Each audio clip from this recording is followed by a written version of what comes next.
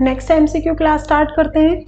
और पिछली एमसीक्यू वाली क्लास में हमने जीन पियाजे को, हमने लेव वाइगोत्स्की को, ये हमने इनकी जो थ्योरी थी वो पूरी अच्छी तरीके से एक्सप्लेन की थी। फिर उसके बाद टाइम ज़्यादा हो गया था तो कुछ क्वेश्चंस छूट गए थे पिछली स्लाइड्स में से ही, पिछली पीडीएफ के ही। उन्हीं क्वेश्चंस के अंदर आज हम दो मनोवैज्ञानिकों की दो थ्योरी को एक्सप्लेन करेंगे और उसके जितने भी क्वेश्चन हमारे सामने आएंगे 4, 5, 10 उतने हम सॉल्व करेंगे। लेकिन हमें थ्योरी पता होगी तभी हम वहां से क्वेश्चन निकाल पाएंगे। यानी कि आज वाले टॉपिक में हम दो मनोवैज्ञानिकों की थ्योरी पढ़ेंगे, उनके दो के सिद्धांत पढ़ेंगे। सबसे पहले एरिक्सन ने, इससे पहले एक क्वेश्चन और था शायद, चाइल्डहुड एंड सोसाइटी के रचयिता कौन है? यानी कि ये एक बुक का नाम है और इस बुक के रचयिता कौन है ये पूछा गया है। ठीक है। अब वॉटसन ने तो क्या दिया था, वॉटसन को तो व्यवहारवाद का जनक कहा जाता है। जॉन डेवी ने शिक्षण विधियां दी थी जिसके 3 चर बताए थे, शिक्षक, शिक्षार्थी और विषय वस्तु। और फ्राइड कौन थे? मनोविश्लेषणात्मक सिद्धांत देने वाले थे और साइको सेक्सुअल थ्योरी भी इन्होंने दी थी। यानी कि मनोलैंगिक थ्योरी भी थी इनकी और मनोविश्लेषणात्मक, साइको एनालिटिकल थ्योरी और साइको सेक्सुअल थ्योरी भी किसकी थी? सिगमंड फ्राइड की थी। फिर बात आती है एरिक्सन। एरिक्सन कौन थे? ये भी एक मनोवैज्ञानिक थे और इन्होंने मनोसामाजिक विकास सिद्धांत दिया था। यानी कि psycho social developmental theory. Psycho, देखो दोनों बातों में फर्क है, कंफ्यूज मत होना। एक तो आती है हमारे पास साइको एनालिटिकल थ्योरी जिसको बोला जाता है मनोविश्लेषण,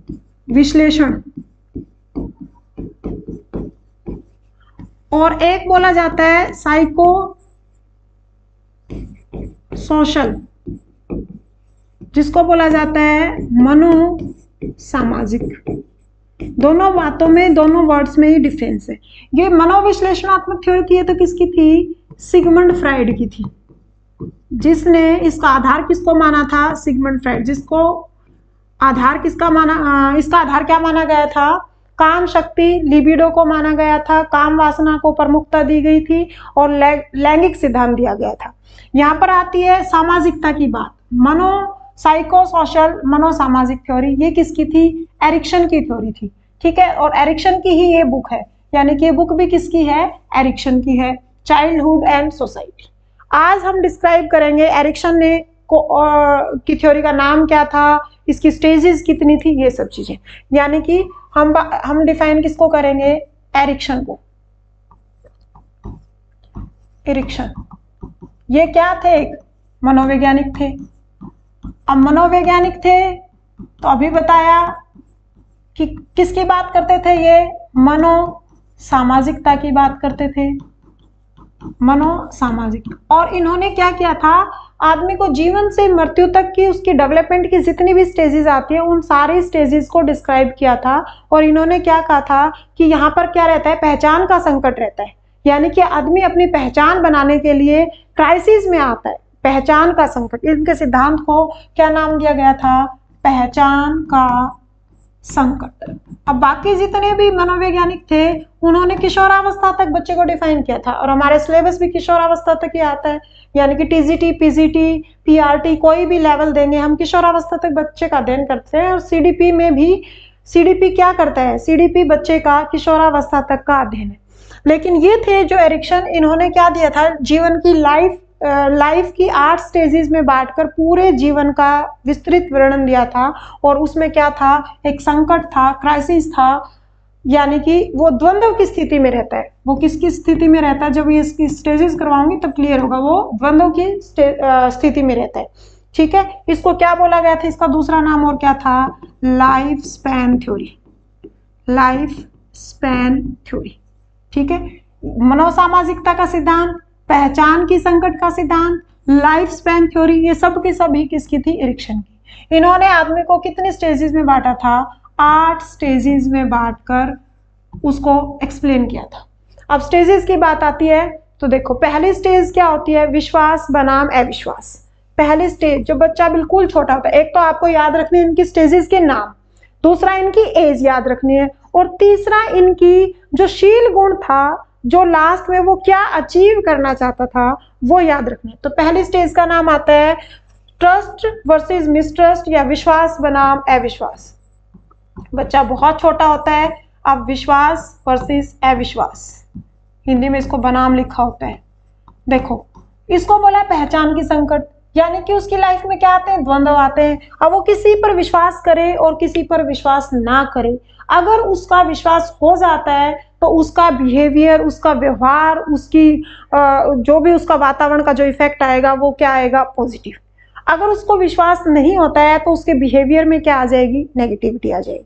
यानी कि बच्चा यहाँ इस स्टेज में कितना होता है, इस स्टेज में कितना होता है, 0 से लेकर 1.5 ईयर, या हम उसको बोल देते हैं 18 माह तक, या उसको बोल देते हैं 0 से लेकर 1.5 साल तक, 1.5 साल तक, एक ही बात है तीनों में।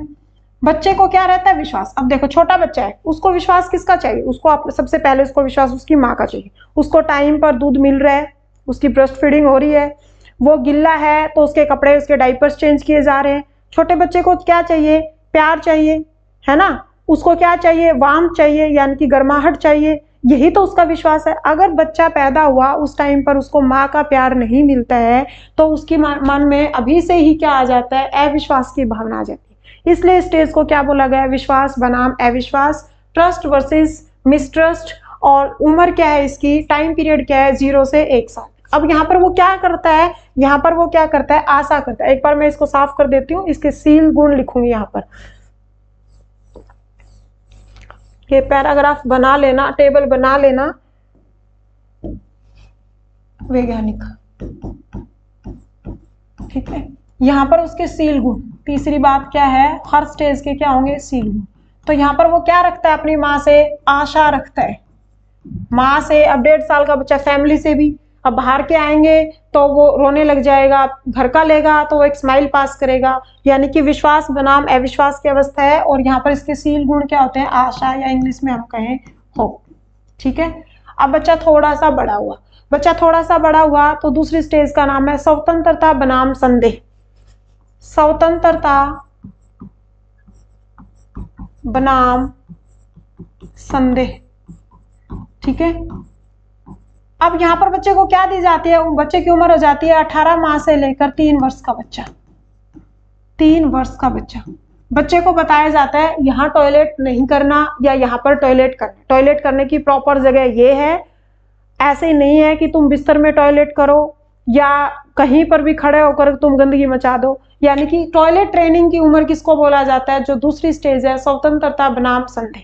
अब बच्चे का कंट्रोल तो हो जाता है तो उसके अंदर पॉजिटिव बिहेवियर आएगा, वो स्वतंत्रता की तरह बढ़ेगा। और उसका टॉयलेट के ऊपर कंट्रोल नहीं है, वो कहीं पर भी कर देता है, तो उसके अंदर क्या आ जाएगी, संदेह की भावना आ जाएगी और उसका व्यवहार के अंदर नेगेटिविटी ज्यादा आने लग जाएगी, ठीक है।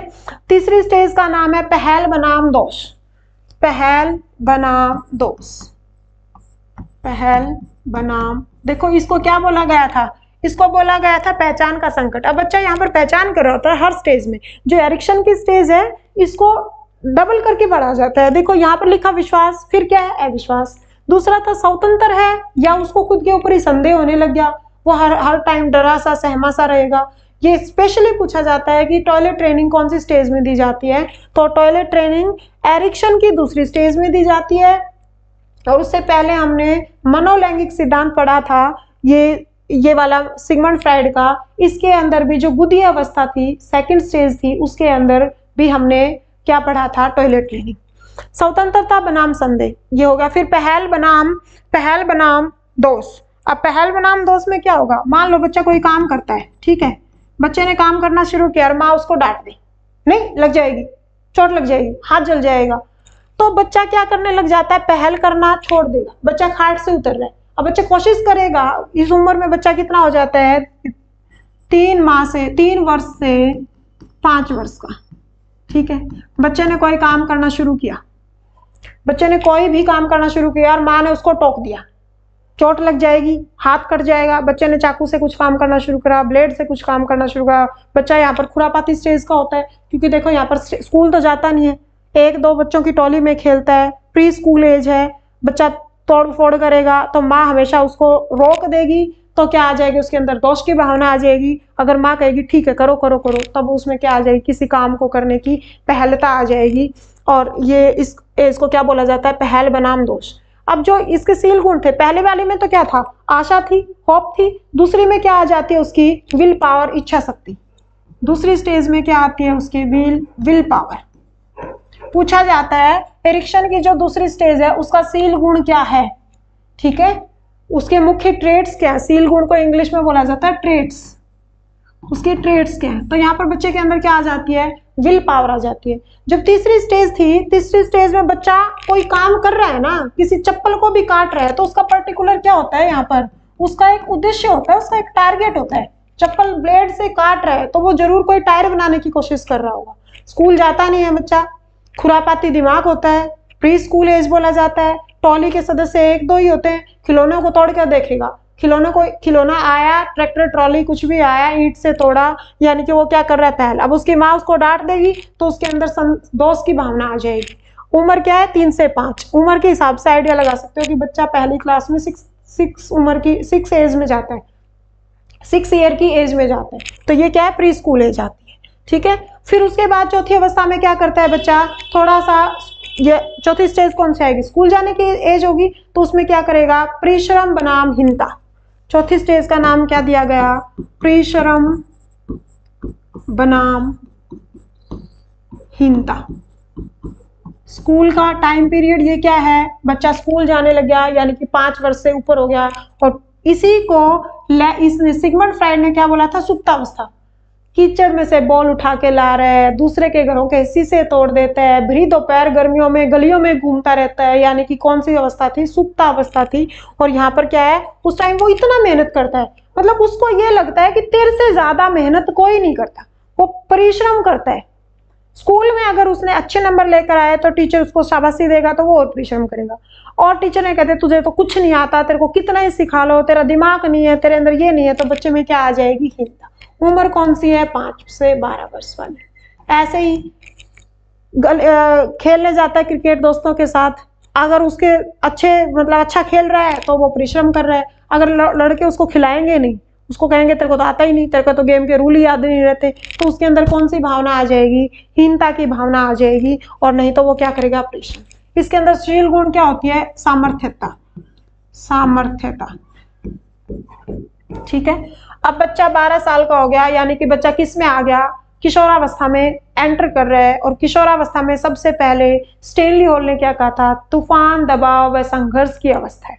बच्चा कंफ्यूज रहता है, वो छोटा है और बड़ा है। छोटे बच्चों में खेलता है तो ऐसे कह देते हैं तेरी उम्र है छोटे बच्चों में खेलने की, तो बड़ा हो गया है। और बड़ों में बैठता है तो बड़े कहते हैं कि नहीं, बड़ों के बीच में नहीं बैठते। तो वो क्या करता है, वो पहचान ढूंढता रहता है, वो छोटा है या वो बड़ा है, वो संकट में रहता है। पहचान बनाम द्वंद्व, यानी कि उसके अंदर क्या रहती है, द्वंद्व की भावना रहती है, पहचान बनाम द्वंद्व। वो अपनी पहचान ढूंढता रहता है। अब 12 वर्ष से बड़ा हो गया यहाँ पर, यानी कि 12 वर्ष से लेकर 18 साल तक की उम्र को क्या कहते हैं, पहचान बनाम द्वंद्व, ठीक है। वो क्या करे, वो बड़ा होकर क्या करे, अपने विवेक के आधार पर काम करने लग जाता है, ठीक है। और विवेक के आधार पर काम करेगा, उसको लग रहा है कि देश के अंदर ये रूल रेगुलेशंस ये जो बने हुए हैं इसको मुझे बदलना पड़े, मतलब मैं बदलने के लिए कुछ भी कर सकता हूँ। वो लीडरशिप की भावना रखने लग जाता है, ठीक है। वो उसके अंदर क्या आ जाती है, कर्तव्य परायणता आ जाती है। कर्तव्य परायणता का शील गुण हो जाता है, ठीक है। और ये कौन सी अवस्था है, किशोरावस्था, जो हमेशा किस में रहता है, द्वंद्व की अवस्था में रहता है, ठीक है। फिर उसके बाद क्या आती है, पहचान बनाम, यानी कि 12 साल का हो गया, 12 और 18 साल वाली उम्र हो गई। उसके बाद उसकी बात आती है शादी ब्याह की, यानी कि संबंध बनाने की। अब संबंध क्या होंगे, बहुत ज्यादा अच्छे भी होंगे, और या फिर किसी से संबंध बनेंगे तो डाइवोर्स की सिचुएशन आ जाती है, अलगाव की आ जाती है, या तो समाज में घुल मिल जाएगा तो उसको क्या बोला जाता है, घनिष्ठता, ठीक है। अगर समाज के साथ घुल मिल गया, समाज के कायदे कानूनों को अपना लिया, तो वो घनिष्ठ मित्र बन जाता है। और नहीं बनता है तो उसके अंदर किसकी भावना आ जाती है, अलगाव की भावना आ जाती है। यानी कि ये शादी ब्याह वाली उम्र है, 18 साल से बच्चा ऊपर हो गया है तो शादी ब्याह वाली उम्र आ गई है। और ये उम्र क्या है, 19 से लेकर 35 तक। और इसके अंदर या तो क्या होगा, घनिष्ठता आएगी तो उसमें क्या आ जाएगा, प्रेम। देखो ये जो है ना शील गुण, ये इधर वाली जो पॉजिटिव स्टेजेस है उसके आधार पर बना रखे। विश्वास है यानी कि वो आशा करेगा अपनी माँ से। स्वतंत्रता है तो उसके अंदर विल पावर आएगी, इच्छा शक्ति बनेगी। पहल करेगा तो उसका कोई उद्देश्य होगा, कोई उद्देश्य को फाइनलाइज करेगा वो। परिश्रम करेगा यानी कि उसके अंदर सामर्थ्यता आ जाती है। पहचान बना रहा है, इसका मतलब कर्तव्य परायणता ढूंढ रहा है। घनिष्ठता है, इसका मतलब प्रेम, यानी कि रिश्तों के बीच में घनिष्ठता है तो उसको बोलेंगे प्रेम। और अगर उसके अंदर नेगेटिविटी आ गई, उसका एनवायरनमेंट नेगेटिव रहा, तो उसके अंदर किसकी भावना आ जाएगी, अलगाव की भावना आ जाएगी। उसके बाद आता है उसके बाद आ जाता है उत्पादकता। उत्पादकता बनाम निष्क्रियता। अब उसके घनिष्ठ, देखो ये सारे एक दूसरे के साथ लिंक है। बच्चे को विश्वास हुआ, वो स्वतंत्रता से काम करने लगा, वो किसी काम को पहल करने लगा, उसके अंदर परिश्रम की भावना आई, फिर उसकी पहचान बनी तो घनिष्ठता आई, और घनिष्ठता आई तो उत्पादकता आई। अगर इधर वाले कनेक्ट करें तो अविश्वास है तो उसके अंदर संदेह की भावना आ जाएगी, उसके अंदर दोष आने लग जाएंगे, उसके अंदर हीनता की भावना आ जाएगी, वो अलगाव रहेगा।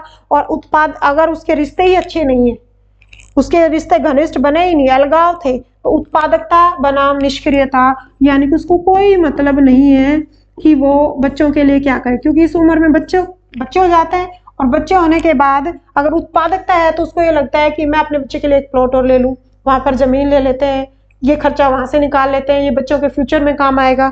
यानी कि या तो उत्पादकता आएगी या फिर क्या आएगी, निष्क्रियता। और ये उम्र कितनी है, 35 से 55 वर्ष। ठीक है, 35 से 55 वर्ष का आदमी इस उम्र में आ जाता है और वो बच्चों के लिए धन जोड़ना इकट्ठा शुरू कर देता है। वो और ज्यादा मेहनत करता है कि बेटी के लिए ये कर देता हूँ, बेटे के लिए ये कर देता हूँ। यानी कि बहुत ज्यादा इसके अंदर किसकी भावना आ जाती है, देखभाल की भावना आ जाती है। बच्चों का क्या करता है, बच्चा हॉस्टल में वो कभी ये नहीं पूछेंगे कि आज पढ़ाई कैसी हुई, तूने कितना पढ़ा है, ठीक है, कौन टीचर आया, कौन तेरे नंबर कितना है, वो नहीं पूछेंगे। वो पूछेंगे सबसे पहले खाने में क्या बना था। यानी कि उसके अंदर क्या भावना आ जाती है, देखभाल की भावना आ जाती है। वो बच्चों के लिए संग्रहण करना स्टार्ट कर देते हैं। ठीक है, और लास्ट स्टेज है, अगर उत्पादकता अच्छी है, आदमी में जो 55 साल से ऊपर का हो गया, यानी कि बुढ़ापे की दहलीज, 60 साल रिटायरमेंट मानी जाती है, यानी कि 60 साल के आसपास का जो आदमी है, 60 से ऊपर वाला आदमी है, वो किसकी तरफ बढ़ता है, ये सब पॉजिटिव थे तो वो क्या बन जाता है, ईमानदार। 4-5 आदमी उसके चारों तरफ बैठे रहेंगे उसके गुणों को गेन करने के लिए। वो ईमानदारी का, वो अपने पास्ट का लेकर उदाहरण देता रहेगा और लोग उन उदाहरणों को बहुत ही आराम से सुनते रहेंगे। और अगर ये सब चीजें थी तो उसके अंदर क्या आ जाती है, निराशा। वो ये सोचता है कि क्या करेगा जीकर, मौत आ जाए तो ठीक है। यानी कि उसके संबंध अच्छे नहीं थे तो उसके बेटों के साथ संबंध भी अच्छे नहीं होंगे, उसके पोता पोती के साथ संबंध भी अच्छे नहीं होंगे। यानी कि उसके अंदर क्या आ जाती है, 55 वर्ष के बाद निराशा की भावना आ जाती है। निराशा की भावना आ जाती है। ये सारे पॉजिटिव एटीट्यूड है, ये सारे के सारे नेगेटिव है। यहाँ पॉजिटिविटी की तरफ धकेलेगा आदमी को, यहाँ पर नेगेटिविटी की तरफ। ये उसकी स्टेजेस है। अब यहाँ पर वो क्या कर रहा था, देखभाल कर रहा था। अब यहाँ पर किसकी बात करेगा, आध्यात्मिकता की बात करेगा। अगर वो ईमानदार है, ठीक है, वो सारे क्या बात करेगा, संतुष्टि की बात करेगा, बुद्धिमत्ता की बात करेगा। यानी कि बुद्धिमत्ता या आध्यात्मिकता, बुद्धिमत्ता की बात करेगा। और नेगेटिविटी थी तो वो क्या करेगा, नेगेटिविटी वाले सील गुण हम देख ही नहीं रहे। सील गुण क्या होते हैं, सील गुण क्या होते हैं, ट्रेड्स, या इसी को क्या कहा जाता है, क्वालिटी। ये आदमी की क्या है, क्वालिटी। और ये क्वालिटी कौन सी है, पॉजिटिव वाली। ये किसने डिफाइन किया था, एरिक्सन ने। बुक क्या थी, चाइल्डहुड एंड सोसाइटी। अब पूरे जीवन को, वैसे तो हम कहाँ तक पढ़ते हैं, हम तो यहाँ किशोरावस्था तक ही पढ़ते हैं, लेकिन इन्होंने पूरे जीवन को स्टेजेस में बांट दिया था, जीवन जन्म से लेकर मृत्यु तक। और ये थी उनकी 8 स्टेजेस। इसीलिए इसको क्या बोला जाता है, लाइफ स्पैन थ्योरी, यानी कि पूरे जीवन को बांट देना। या इसी को बोला जाता है पहचान का संकट। मतलब वो अपनी पहचान ढूंढता रहता है, कौन सी स्टेज में, अपनी पहचान ढूंढने के लिए पूरा जीवन को इस तरीके से इन स्टेजेस से क्रॉस कर देता है। और ये किसने किया था, एरिक्सन ने किया था। एरिक्सन कौन थे, मनोसामाजिक सिद्धांत देने वाले थे। ठीक है, पूरी थ्योरी करवा दी है, अब इसके क्वेश्चंस करते हैं। एरिक्सन की मनोसामाजिक विकास की कितनी अवस्थाएं थी, तो एरिक्सन की कितनी अवस्थाएं थी, एरिक्सन की 8 अवस्थाएं थी। 8 अवस्थाएं कौन कौन सी थी, जीवन से लेकर मृत्यु तक। पहली क्या थी, विश्वास बनाम अविश्वास। दूसरा क्या था, पहल बनाम दोष। ये याद तो रखने पड़ेंगे तुम्हें। पहली अवस्था थी विश्वास बनाम अविश्वास, दूसरी थी पहचान बनाम दोष। तीसरी बारी में क्या करता है वो, पहल करता है, और पहल करता है तो उसमें क्या आ जाती है, दोष की पहचान बनाम संदेह। दूसरी थी पहचान बनाम संदेह, तीसरी में क्या करता है, पहल करता है, पहल आता है तो उसके साथ कुछ दोष भी आएंगे। फिर बच्चा स्कूल जाता है, स्कूल जाकर क्या करता है, परिश्रम करता है।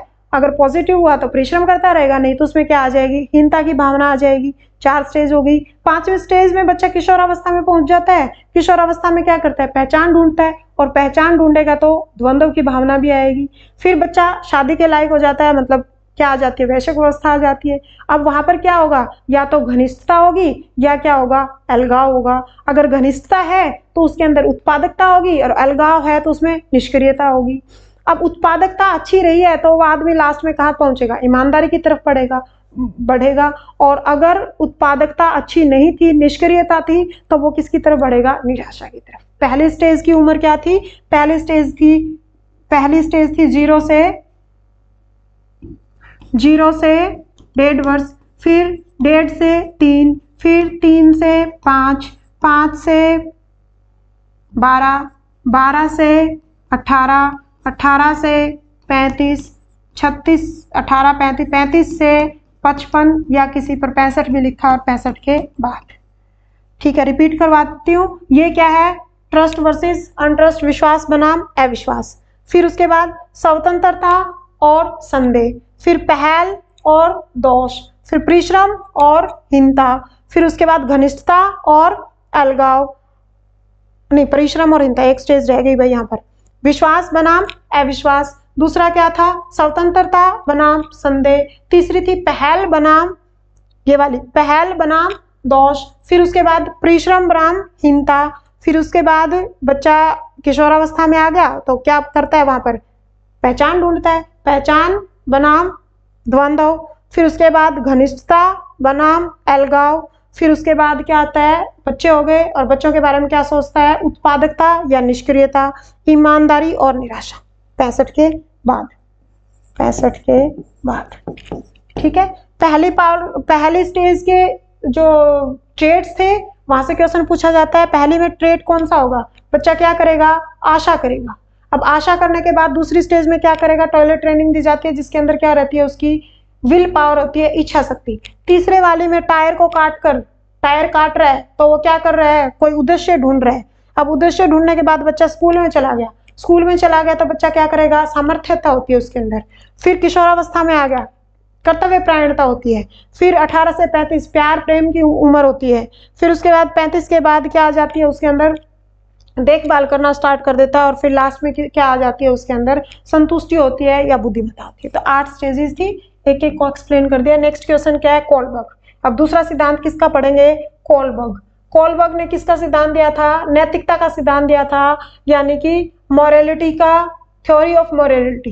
कोलबर्ग ने किसकी थ्योरी दी थी, थ्योरी ऑफ मॉरलिटी।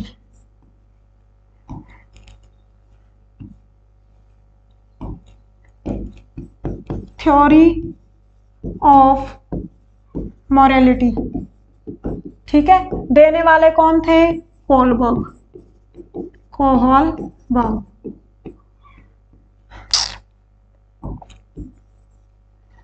देने वाले कौन थे, कोहलबर्ग।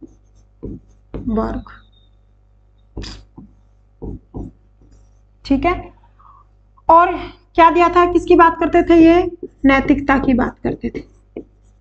किसकी बात करते थे, नैतिकता की बात करते थे। इन्होंने क्या किया था, इन्होंने 12, 13 और 17 साल के लड़कों के ऊपर एक्सपेरिमेंट किया था। लड़के कितने लिए थे इन्होंने, 72 लड़के लिए थे। बाद में इनकी एक शिष्या थी जो उन्होंने इस सिद्धांत को गलत प्रूव करने की कोशिश की थी।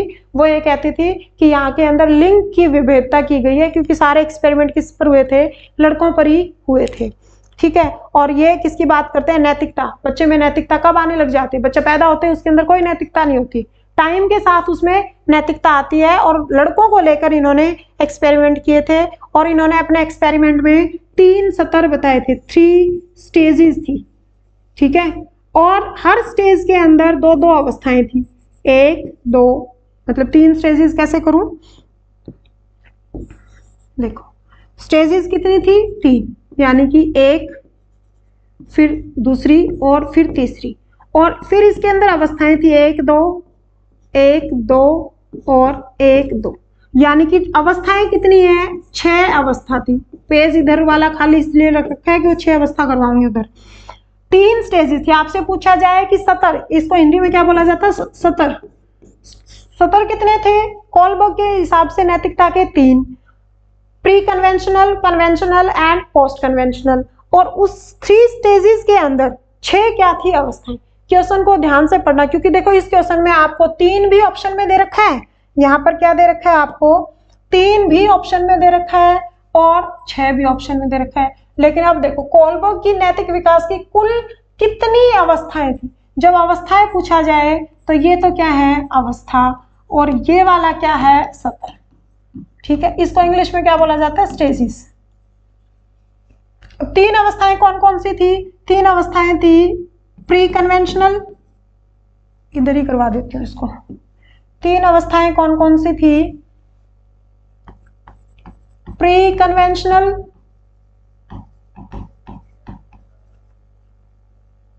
पूर्व नैतिकता,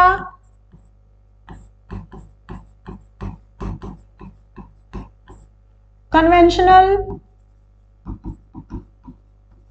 जिसको बोला जाता है नैतिकता,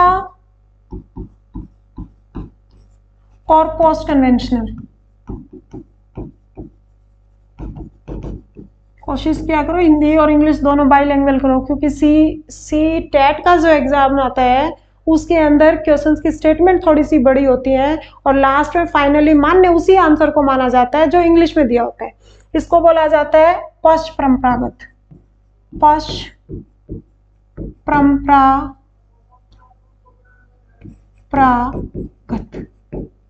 ठीक है।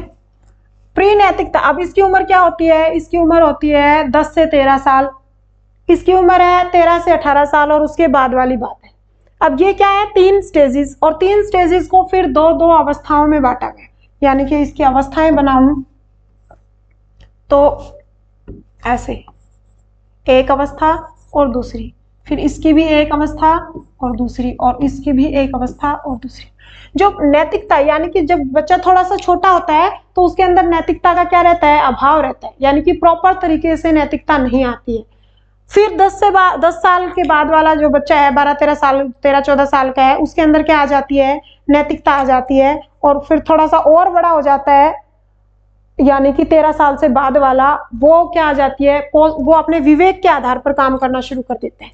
ठीक है, तो ये उम्र क्या थी? इसकी उम्र 4 से 10, ये है, ऊपर लिख देती हूँ, 4 से 10 वर्ष का बच्चा। यहाँ पर क्या होती है? 10 से 13 वर्ष का बच्चा, और यहाँ क्या होता है? 13 वर्ष के बाद, यानी कि किशोरावस्था के बाद का अवस्था। अब जो यहाँ पर जो काम करता है उसको सबसे पहले क्या रहता है? घर में मेहमान आए, माँ ने मिठाइयाँ रखी और माँ ने कहा जब तक मेहमान रहे तब तक उन मिठाइयों को हाथ नहीं लगाने। यानी कि बच्चे को क्या दिया जा रहा है? बच्चे को विश्वास में भी लिया जा रहा है और बच्चे को दंड देने की धमकी भी दी जा रही है। यानी कि बच्चा आज्ञा का पालन करता है। आज्ञा का पालन कब करेगा? देखो 4 से छोटा बच्चा है, मेहमान आए उसको कोई फर्क नहीं पड़ता, उसने चीज उठाकर खानी है तो वो खाएगा। मेहमान भी ये बात समझते हैं कि कोई बात नहीं, बच्चा है, और माँ को भी इतना कोई बुरा नहीं लगता क्योंकि बच्चा है, वो क्या पता कहाँ खड़ा खड़ा टॉयलेट कर दे, उसको नहीं पता होता। हम ये जो नैतिकता की बात करते हैं, प्री कन्वेंशनल स्टेज है, यानी कि थोड़ी बहुत उसके अंदर नैतिकता आती है, समाज को लेकर नैतिकता नहीं आती। वो नैतिकता किसके डर से आती है? माँ के चप्पल थप्पड़ खाने के डर से आती है। तब तक वो माँ की आज्ञा का पालन करेगा जब तक मेहमान उसके सामने बैठे। उनके जाने के बाद वो टूट पड़ता है उन मिठाइयों पर। यानी कि 4 से जो 10 साल वाली उम्र है वो प्री कन्वेंशनल स्टेज बोला जाता है। और इसकी जो 2 सब अवस्थाएं हैं, सब स्टेजेस हैं, उसमें पहली अवस्था क्या है? आज्ञा व दंड की अवस्था।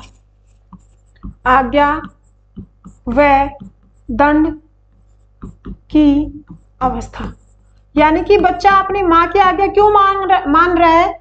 दंड से डरता हुआ, यानी कि उसको पनिशमेंट मिलेगी। ठीक है, ओबीडेंट वर्सेस पनिशमेंट भी बोला जाता है, यानी कि माँ उसको दंड देगी इसलिए उसके अंदर नैतिकता है। उसको समाज को लेकर कोई नैतिकता नहीं है, समाज का कोई भय डर संकोच नहीं है उसके अंदर, उसके माँ के चप्पल चांटे का डर है, इसलिए वो आज्ञा का पालन कर रहे हैं। दूसरी अवस्था को बोला जाता है अहंकार की अवस्था। अब अहंकार कब आता है बच्चे में, मतलब यही देखो, इसको ही दो पार्ट में बांटोगे तो 4, 5, 6 साल वाला बच्चे के अंदर तो ये आज्ञावट होता है, और उसके बाद वाले बच्चे में क्या आ जाता है, अहंकार की अवस्था। इस अवस्था को बोला जाता है टिट फॉर टैट, तू मुझे ये दे। इसको क्या बोला जाता है, टिट फॉर टैट।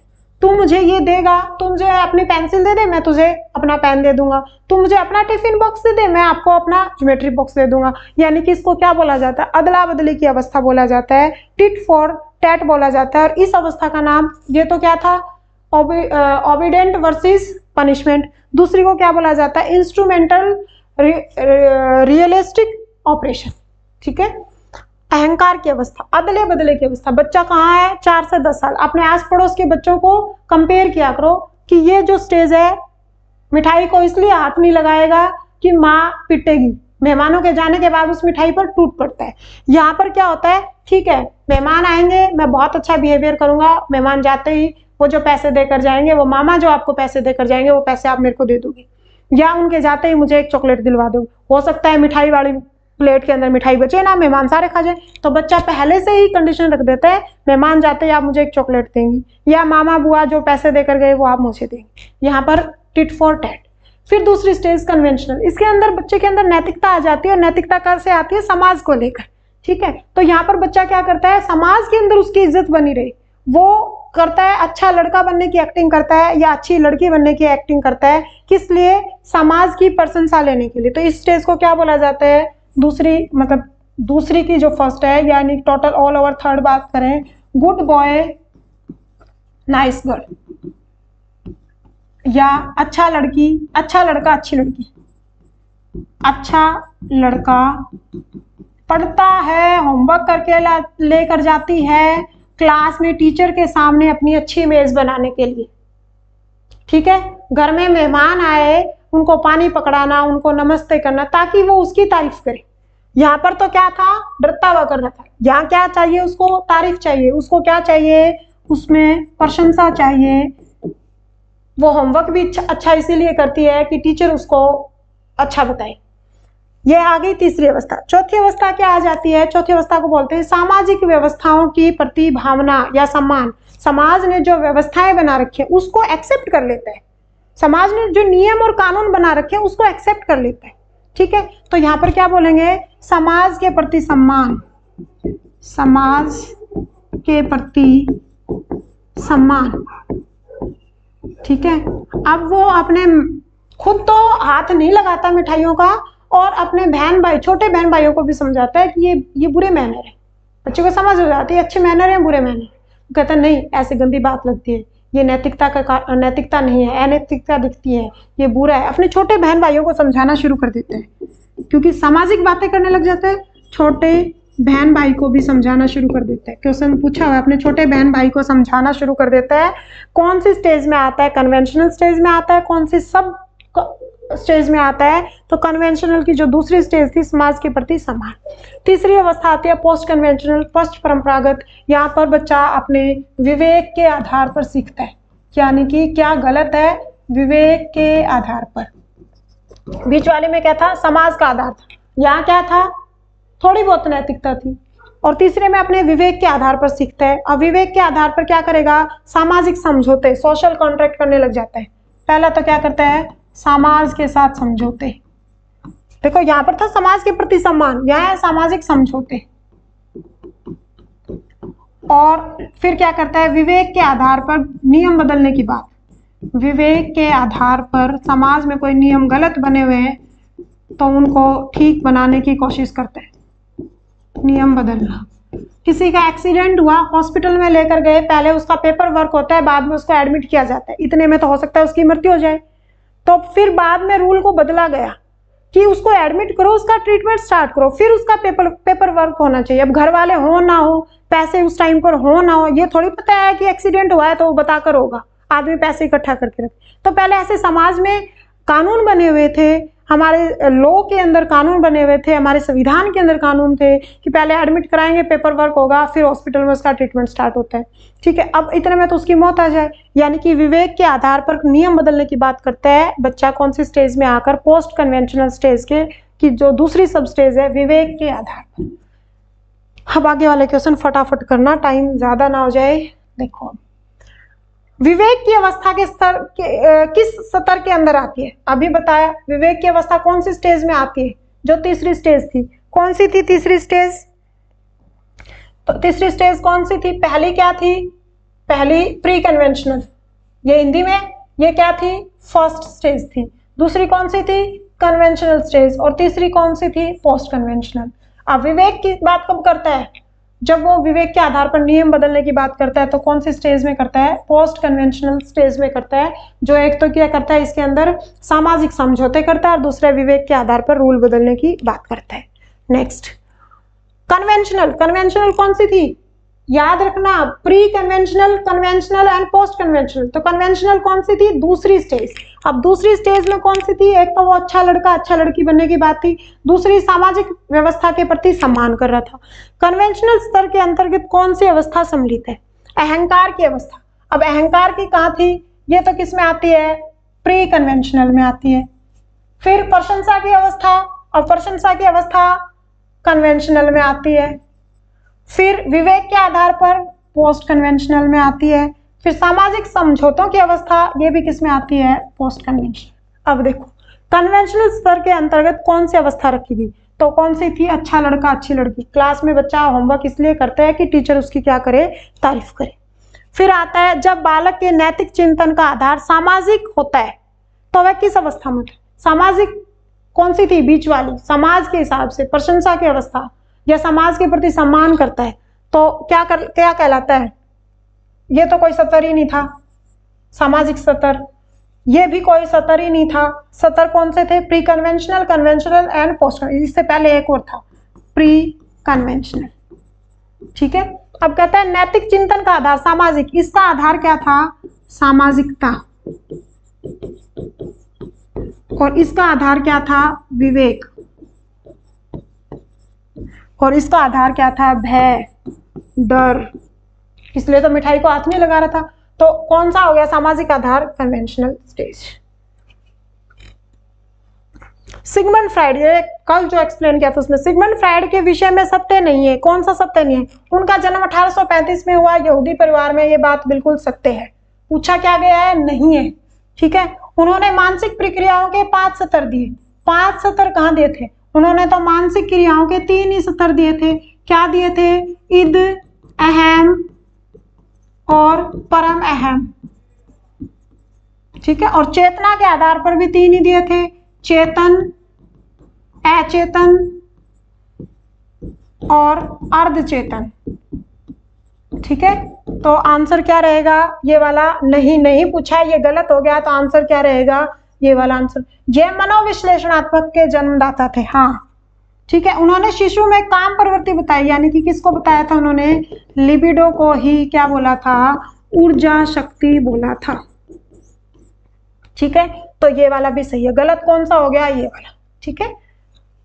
आज हमने 2 पढ़े। एक तो पढ़ा हमने कोलबर्ग का नैतिक विकास सिद्धांत, और एक हमने पढ़ा एरिक्सन का मनोसामाजिक सिद्धांत। एरिक्सन वाले में 8 स्टेज थी, जिसके अंदर क्या ढूंढा जा रहा था? संकट बना हुआ था, क्राइसिस बने हुए थे। बच्चा अपने आप को पहचानने की कोशिश कर रहा था, जीवन से मृत्यु तक, लाइफ स्पैन थ्योरी।